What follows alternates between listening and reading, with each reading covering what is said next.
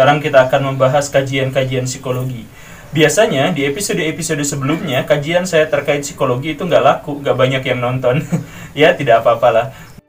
Sekarang kita akan sama-sama introspeksi diri. Saya akan menyebutkan 20 ciri dari orang-orang yang hidupnya tidak bahagia. Ini adalah introspeksi untuk diri kita sendiri dan untuk meneropong apa yang terjadi di sekitar kita, teman-teman kita, orang-orang terdekat kita. Bukan untuk menghujat, bukan untuk menjelekan, tapi untuk saling sadar sehingga kita bisa mengkonstruk kembali kehidupan kita. Semoga dengan mengenali 20 karakter orang yang tidak bahagia ini, kita bisa menemukan jalan keluar untuk mencapai hidup yang lebih baik. Kita mulai. Kita langsung mulai di poin pertama. Orang yang tidak berbahagia, ciri yang pertama itu adalah dia terlalu banyak berbicara tentang aku, tentang saya. Baraya pasti banyak dengar orang kalau lagi ngobrol kumpulan, omongannya itu kayak gini kurang lebih. Tahu nggak ya? Aku mah kemarin gini. Anak aku mah gitu. Kalau suami aku mah ya gini. Aku mah ya pernah ngalamin sendiri. Semuanya berbicara tentang aku mah, saya mah, orang terdekat saya mah, semuanya tentang saya. Orang-orang yang berbicara tentang saya mah dalam obrolan-obrolan yang ada di sekitar kita tanpa ditanya, gak ditanya tentang dirinya tapi dia menceritakan tentang dirinya, itu adalah ciri orang yang tidak berbahagia. Dalam artian orang-orang terdekatnya dia itu tidak memberikan support yang cukup untuk dia. Istri aku mah gini. Anak aku kemarin rapotnya ya, ranking 32 dari 10 siswa. Begitulah, terlalu banyak ngomong tentang aku. Karakter yang kedua adalah orang terlalu banyak meremehkan orang lain. Nah, ini biasanya menjangkiti orang-orang yang dia pikir dia sudah cerdas, sudah pandai, dan mungkin memang seperti itu, tetapi orang tidak menganggap seperti itu. Ciri-ciri orang seperti ini adalah ketika dia berbicara, dia meremehkan orang lain. Kamu udah level berapa sih? No. Kamu mah masih cetek, pengetahuan kamu masih dangkal, masih di permukaan. Yang aslinya itu gini. Dia nggak ditanya tentang pengetahuan, tapi dia akan menceritakan apa yang dia tahu.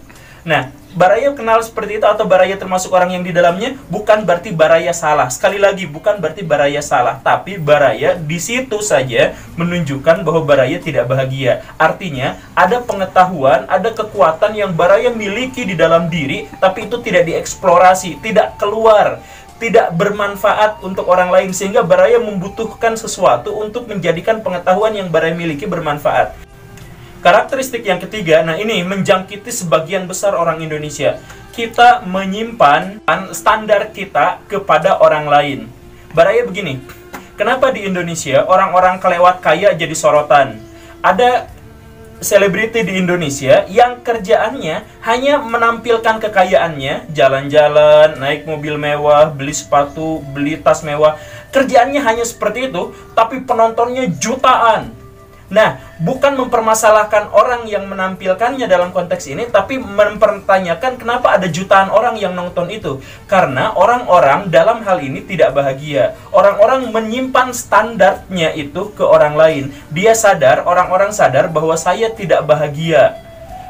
Saya tidak kaya, saya tidak terkenal, saya tidak ganteng, saya tidak cantik. Makanya dia kemudian menyimpan standarnya itu kepada orang lain.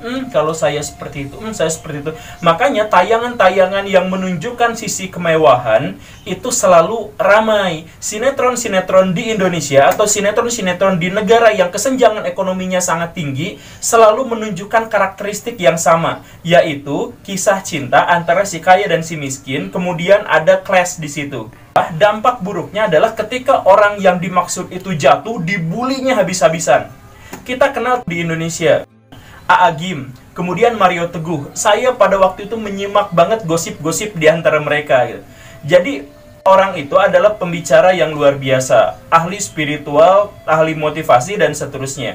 Mereka berbicara ini itu dan menginspirasi banyak orang. Tetapi ketika ada sebuah skandal, langsung dijatuhkan rame-rame. Coba, ini simpel aja, pertanyaan saya sederhana sekali. Kasus Mario Teguh.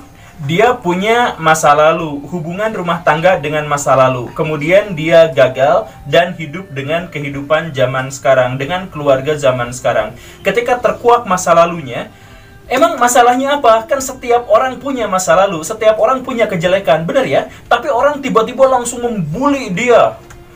dia langsung dijatuhkan. Masalahnya adalah dia punya masa lalu sama seperti orang lain. Kenapa harus dijadikan bahan pengetahuan publik? Masalahnya di situ. Tapi orang menjatuhkan dia dan menjadikan masa lalunya itu sebagai referensi untuk menjelekkan dia karena orang-orang udah kadung menganggap dia sebagai standar dirinya. Jadi orang yang merasa hidupnya gagal, dia menyimpan keberhasilan itu pada sosok itu. Oh, Mario Teguh Maya udah soleh, baik, jago ngomong, menginspirasi. Ada pikiran alam bawah sadar setiap orang yang menyimpan keberhasilan egonya itu pada sosok Mario Teguh. Sehingga ketika Mario Teguh gagal, itu menyakiti egonya sendiri. Ya, saya udah kagok menyimpan standarnya ke dia, tapi dia ternyata gitu sama aja dengan orang lain. Kemudian ciri berikutnya dari orang yang tidak berbahagia itu biasanya memaklumkan keberhasilan orang lain. Jadi ada tetangga berhasil, ya tuh udah dia mah PNS, gampang segalanya juga. Ya tuh udah dia mah duitnya banyak. Oh, itu kan kontrakannya juga di mana-mana.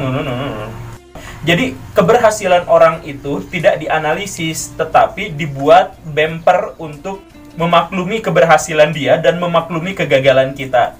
Sebenarnya keberhasilan setiap orang itu ya mungkin karena keberuntungan, ya mungkin dalam tanda kutip karena nasib. Tetapi faktor yang lebih kuat dari setiap keberhasilan seseorang itu adalah tekad internal dirinya sendiri. Itu sudah pasti. Nah, jadi ketika kita tidak menganalisis keberhasilannya itu melalui jalur yang susah, maka ini sesungguhnya menunjukkan bahwa diri kita sangat ingin sampai ke level tertentu, tapi gagal mencapainya dan kita cari pelarian.